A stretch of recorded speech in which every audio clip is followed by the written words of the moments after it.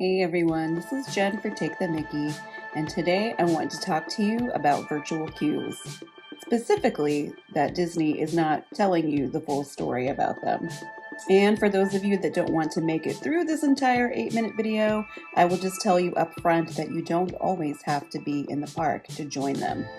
But first, a little Virtual Queue 101. Disney has been using a virtual queue system for its newest ride since 2019 with the opening of Rise of the Resistance. This was in an attempt to control wait times on their newest ride in the park after seeing the wait times at Universal skyrocket with the opening of their newest ride, Hagrid's Magical Creatures Motorbike Adventure. That's a mouthful. Goodness. Anyway, waits for this ride were as long as 4 hours when it first opened. When these long wait times became a national news story, Disney publicly criticized Universal for their poor planning. So, of course, when it was their turn to debut Rise of the Resistance, they needed to find a way to avoid these same long wait times. Enter the virtual queue system.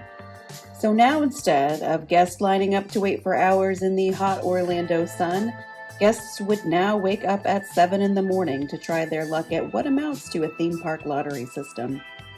So, if you were able to understand and navigate all of the complicated directions inside the My Disney Experience app, and you were lucky enough to get a callback time for one of these rides in the virtual queue system, then and only then would you be able to get in line.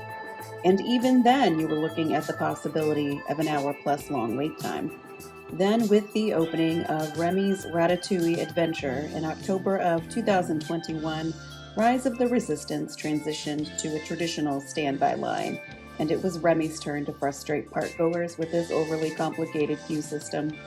Now, I do think it's completely understandable for Disney to want to try and control their standby lines, but the problem was that a lot of guests didn't, and really still don't, understand how to use it, or even know that it exists ahead of their trip. So naturally, this leaves many park goers unable to ride these newest attractions at all. And this is still the case. Every time I am in one of the parks that is using the virtual queue system, I see families being turned away from the ride because they had no idea about any of this. As of this recording, there are 2 rides at Walt Disney World that are using a virtual queue system: Guardians of the Galaxy in Epcot and Tiana's in Magic Kingdom. Just a few weeks ago, Tron Light Cycle Run in Magic Kingdom was also utilizing a virtual queue, but as of September 9th, it has also transitioned to a standby queue. Now, both Guardians and Tron are also available by using a Lightning Lane single pass, but that is a whole other video. So virtual queues are only available to book on the day of, meaning you cannot book these in advance like a Lightning Lane single or multi-pass.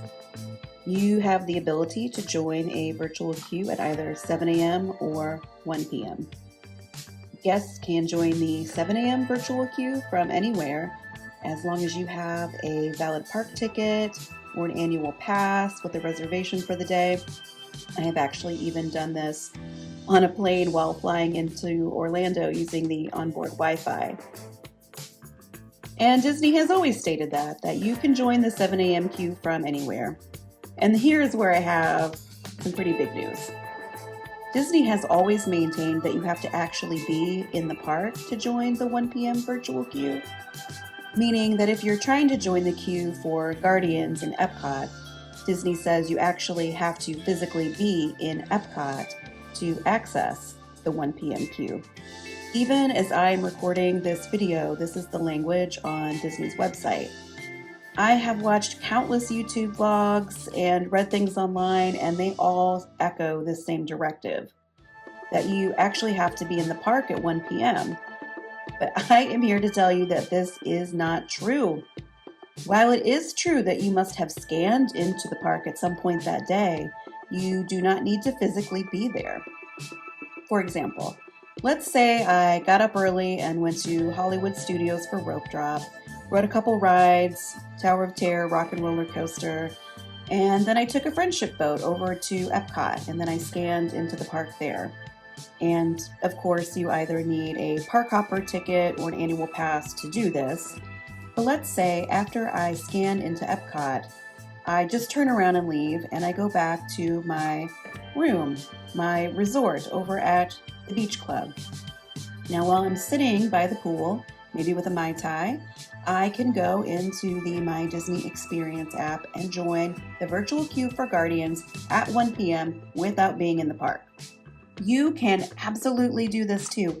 I have tested this out at least 10 times now, and it has worked every single time. I have entered the 1 p.m. virtual queue from being on the monorail in the monorail loop. I have been at the pool at the Poly. I have been in front of the gates at Hollywood Studios.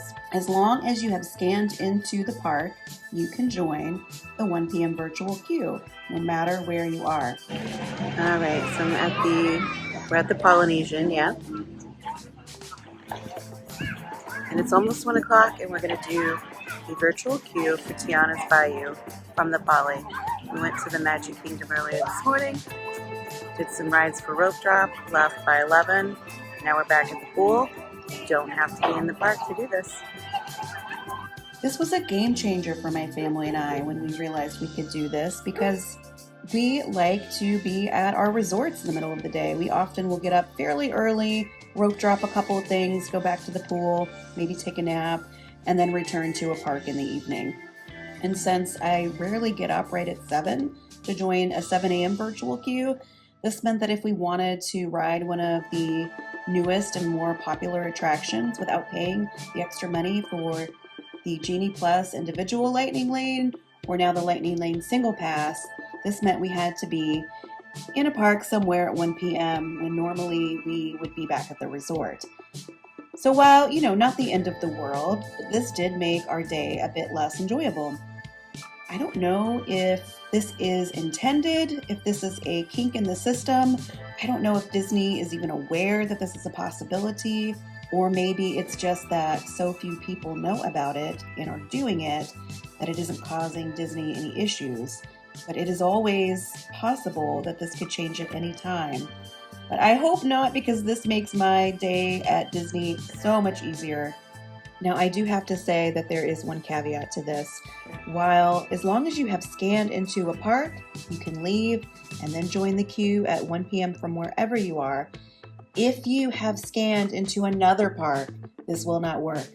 For instance, if you go to Magic Kingdom in the morning and then you hop over to Animal Kingdom prior to 1 p.m., you would no longer be able to join the 1 p.m. virtual queue for Tiana's. So you can't go to another park and be there and join the queue. Okay, so I want to know if you have joined the 1 p.m. virtual queue from outside of the park, and if you also find this to be a great hack that saves you time and trouble on your park days. I hope this was helpful and you learned something new. If so, please hit the like button and even consider subscribing to this little burgeoning endeavor, as it will help make it possible to continue making content. Thanks everyone. This is Jen for Take the Mickey.